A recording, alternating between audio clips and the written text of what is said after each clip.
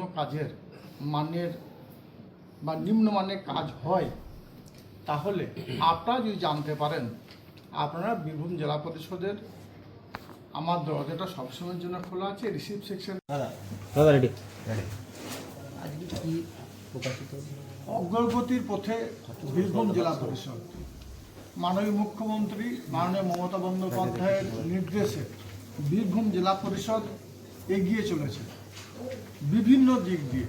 Fifteen ফ্লান্স থেকে শুরু করে ফিফথ ফিনান্স থেকে শুরু করে আমাদের জন উদ্যোগ জনস্বাস্থ্য থেকে শুরু করে আমাদের বীরভূম জেলা পরিষদ পথশ্রী 1, পথশ্রী 2, পথশ্রী 3 থেকে শুরু করে আমাদের কেন্দ্রীয় সরকার যে বাংলাকে তথা বীরভূম জেলাকে বঞ্চনা করেছে, 100 দিনের কাজের টাকা দেয়নি, আবাস যোজনা টাকা দেয়নি, তৎসত্ত্বেও মাননীয় মুখ্যমন্ত্রী মাননীয় মমতা বন্দ্যোপাধ্যায় আমাদের রাজ্য সরকারের নিজস্ব তহবিল থেকে নিজস্ব অর্থ ভাণ্ডার থেকে যে টাকা দিয়ে বীরভূম জেলা পরিষদকে এগিয়ে নিয়ে গেছে তারই নথি আপনারা তুলে দিলাম।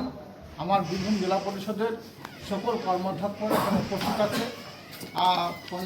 জেলা পরিষদের সহসভাপতি থেকে শুরু করে কোমেন্টর থেকে শুরু করে আমরা সকলে একত্রিত হয়ে আপনাদের সামনে বীরভূম জেলা পরিষদের এই যে কয়েক বছরের যে উন্নয়ন আমরা করেছি, বীরভূম জেলা পরিষদকে আমরা যেভাবে কাঁধে কাঁধ মিলিয়ে পায়ে পা মিলিয়ে আলাপ আলোচনা সাপেক্ষে এগিয়ে নিয়ে গেছি, সেসব বিভিন্ন বিষয়ে আমরা যে এগিয়ে গেছি সেইগুলো আপনার সামনে আমরা তুলে ধরলাম।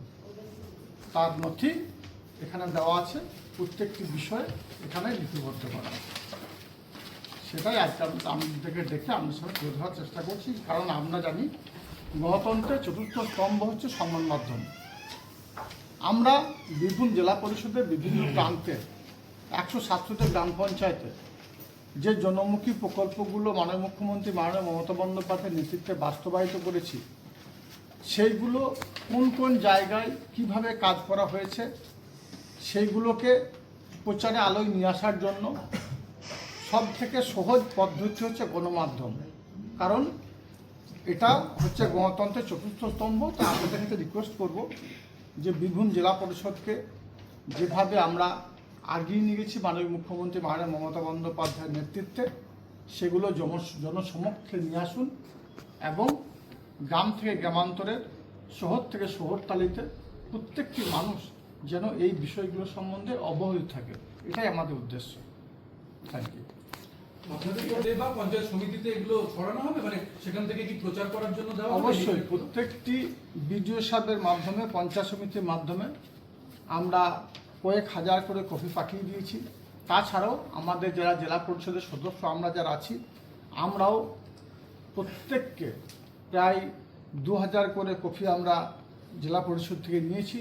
আমরা গ্রামে গ্রামে এগুলোকে বিতরণ করব এবং পঞ্চায়েত সমিতির যারা মেম্বার আছে, গ্রাম পঞ্চায়েতে যারা প্রধান আছে, তাদের কাছেও ওই কপিগুলো পাঠিয়ে দেওয়া হবে। এই উন্নয়নের প্রচার, এটা মানে উন্নয়নের প্রচারটা মানুষের কাছে পৌঁছে গেলে সেটা নির্বাচনে কতটা প্রভাব ফেলবে বলে আপনাদের মনে হয়? মানে বেশ কিছু জায়গা নিয়ে তো অনেক সময় মানুষের কনফিউশন থাকে যে এটা কে করেছে, রাজ্য করেছে নাকি? অবশ্যই সেই বিষয়টাই 26-এর নির্বাচনের প্রাককালে বিভিন্ন সময়ে বিভিন্ন দিকে আমরা বিভিন্ন ধরনের মন্তব্য পাচ্ছি যে বীরভূম জেলা পরিষদ সঠিকভাবে উন্নয়ন করেনি, সঠিকভাবে কাজ করেনি। তাই সংবাদ মাধ্যমের মাধ্যমে এবং আমাদের জনপ্রতিনিধিদের মাধ্যমে আমরা গ্রাম থেকে গ্রামান্তরে পৌঁছে দিতে চাই যে বীরভূম জেলা পরিষদ কোন কোন বিষয়ে, কোন কোন গ্রামে, কোন কোন এরিয়ায়, কোন কোন শহরে, কোন কোন মিউনিসিপ্যালিটি এরিয়ায় যে কাজগুলো আমরা করেছি সেগুলো তুলে ধরার চেষ্টা করেছি এবং সেগুলোকেই মানুষ দেখলেই বুঝতে পারবে যে বীরভূম জেলা পরিষদ এই কয়েক বছরে কতটা এগিয়ে গেছে, কতটা এগিয়ে আছে এবং কোন কোন ডিপার্টমেন্টে কতটা কাজ করেছে।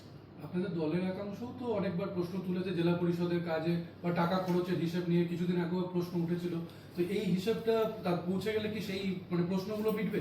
অবশ্যই যারা না জেনে শুনে, যারা এই বিষয় সম্বন্ধে যাদের অভিজ্ঞতা নেই, তারাই এই ধরনের কথা বলে। তো এই হিসাবটা পাওয়ার পরে, এই ডকুমেন্টসগুলো পাওয়ার পরে আমার মনে হয় আর কারো কিছু বলার থাকবে না। আচ্ছা, বিভিন্ন জায়গাতে দেখা যাচ্ছে কি ওই রাস্তা নিম্নমানের সামগ্রী দিয়ে রাস্তা তৈরির অভিযোগ উঠছে, তাহলে এক্ষেত্রে আপনারা কোয়ালিটি কন্ট্রোলটাতে দেখুন, আপনাদের মাধ্যমেও এ ধরনের খবর আমরা অনেক সময় পেয়েছি এবং আপনাদের সঙ্গে সঙ্গে আমি আপনাদেরকেও জানাচ্ছি যে যদি বীরভূম জেলার ক্ষেত্রে কোনো জায়গায় কোনো কাজের মানের বা নিম্নমানের কাজ হয়, তাহলে আপনারা যদি জানতে পারেন, আপনারা বীরভূম জেলা পরিষদের আমার দরজাটা সবসময়ের জন্য খোলা আছে, রিসিভ সেকশনটা সবসময়ের জন্য খোলা আছে, আপনারা লিখিত আকারে আবেদন করুন। তাছাড়াও বীরভূম জেলার যে 19টা ব্লক আছে, প্রত্যেকটি ব্লক এরিয়ায়, প্রত্যেকটি বিধানসভা এরিয়ায় আমাদের জেলা পরিষদের কর্মাধ্যক্ষরা আছে, ওনাদের কাছে লিখিত আকারে আবেদন জমা করতে বলুন।